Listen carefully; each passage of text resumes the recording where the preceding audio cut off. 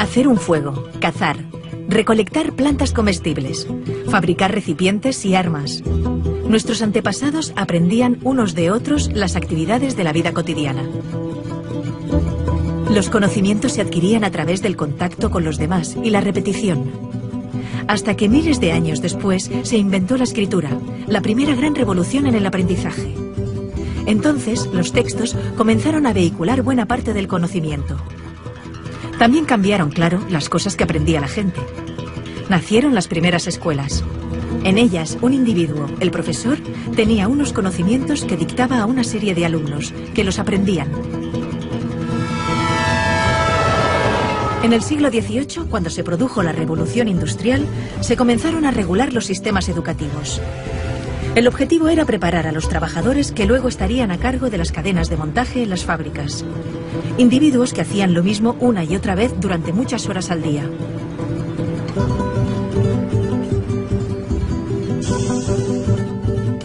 La escuela que se inventaron seguía ese patrón. Todos los niños repetían y repetían de memoria determinados conocimientos. Un proceso estandarizado y lineal, en el que les enseñaban aquellas materias que se consideraban útiles para la recién nacida economía industrial. Es el modelo que ha perdurado hasta nuestros días. Sin embargo, ya no nos sirve, porque el mundo, en el último medio siglo, ha cambiado radicalmente. Los avances espectaculares que se han producido en ciencia y tecnología han hecho, por una parte, que pasemos de ser una sociedad industrial basada en la producción masiva de objetos a una sociedad de servicios y de información, en la que el motor son las ideas y la creatividad, la capacidad de inventarnos nuevos oficios más acordes al siglo XXI. Y por otra parte, los descubrimientos científicos nos han permitido conocer mejor cómo funciona nuestro cerebro, el órgano encargado del aprendizaje, y descubrir algo que los griegos ya sabían, que no aprendemos repitiendo, de memoria, sino haciendo, cuando nos emocionamos. Por eso, hay que transformar la escuela de arriba a abajo. Necesitamos un sistema educativo que mediante el aprendizaje social y emocional fomente la educación personalizada, que potencie el desarrollo de cada individuo, que estimule la creatividad, la pasión, la energía, el talento. Porque nuestro futuro está lleno de nuevos retos que requerirán nuevas soluciones. Y estas dependerán de cuán creativa, vital y variada sea la gente. Y también feliz. Y para ser feliz necesitamos realizarnos y desarrollarnos. Descubrir y cultivar aquello que nos motiva y hace sentirnos bien. Bienvenidos a la escuela del siglo XXI.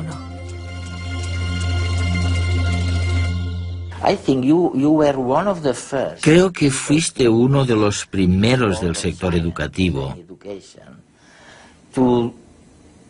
en hablar de la desafortunada división entre ciencias y la cultura o las artes. Y es curioso, porque nosotros, cuando preparamos programas científicos, a menudo tenemos que enfrentarnos a un dilema.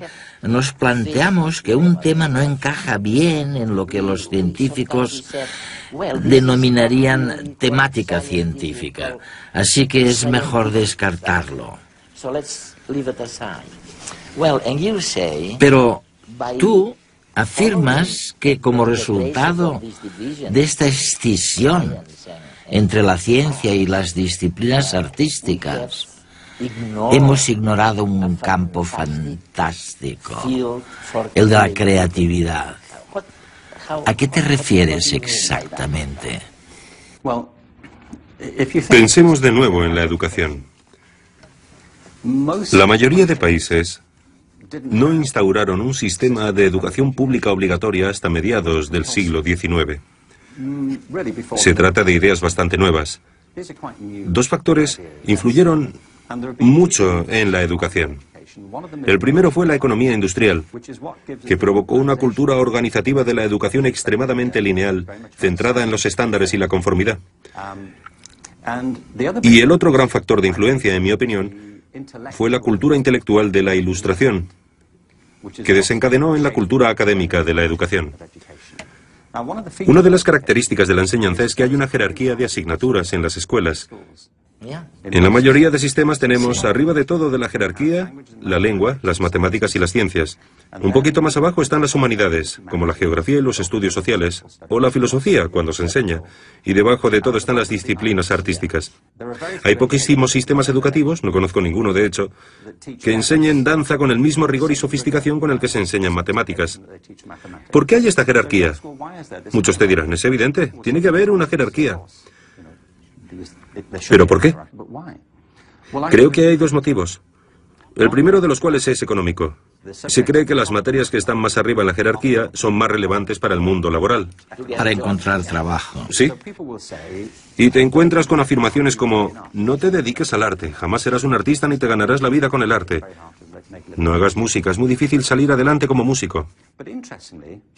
Así que un argumento es claramente económico. Pero lo interesante es que nadie te dice, no te centres en las matemáticas, nunca serás matemático, ni tampoco, olvídate de la química, jamás serás químico.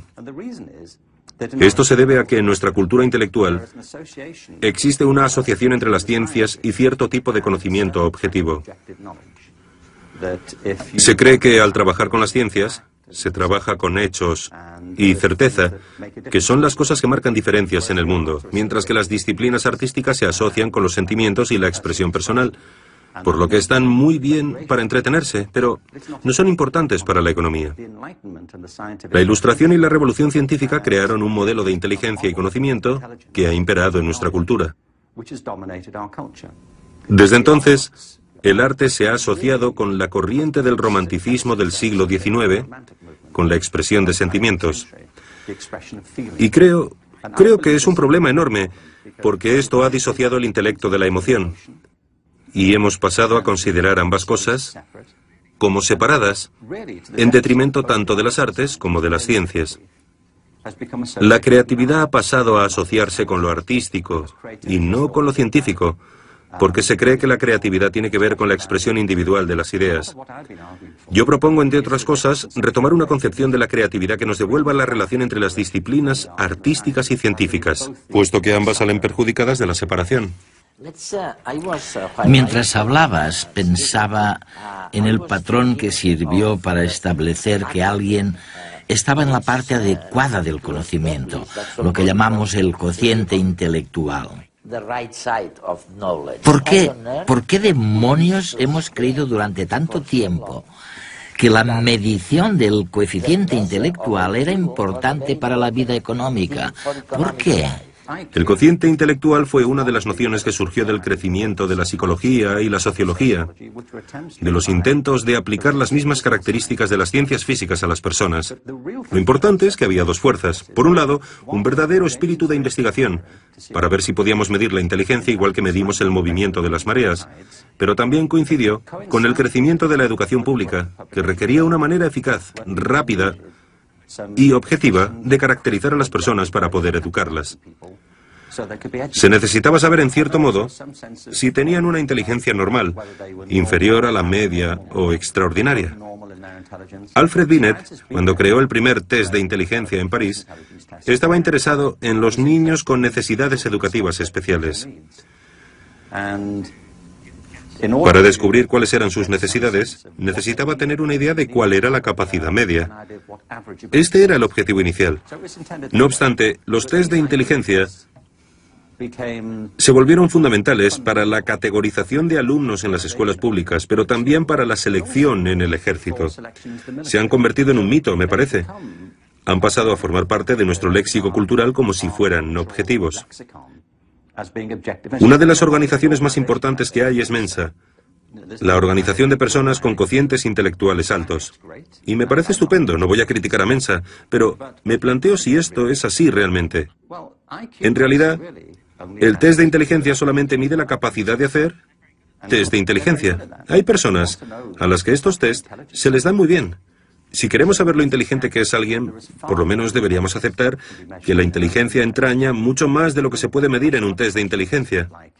¿No deberíamos incluir también otras preguntas? Como por ejemplo, ¿sabes componer una sinfonía? ¿Sabes interpretarla? ¿Gestionar un negocio de éxito? ¿Sabes bailar? ¿Sabes escribir una poesía que conmueva a los lectores y les haga llorar? ¿Tienes empatía? La empatía, sí. Si el ser humano solamente tuviera las habilidades que se miden en los test de inteligencia, la mayor parte de la cultura humana jamás habría existido. Yo no querría vivir en un mundo así. ¿Tú sí? No. Tenemos una visión de la inteligencia muy reduccionista.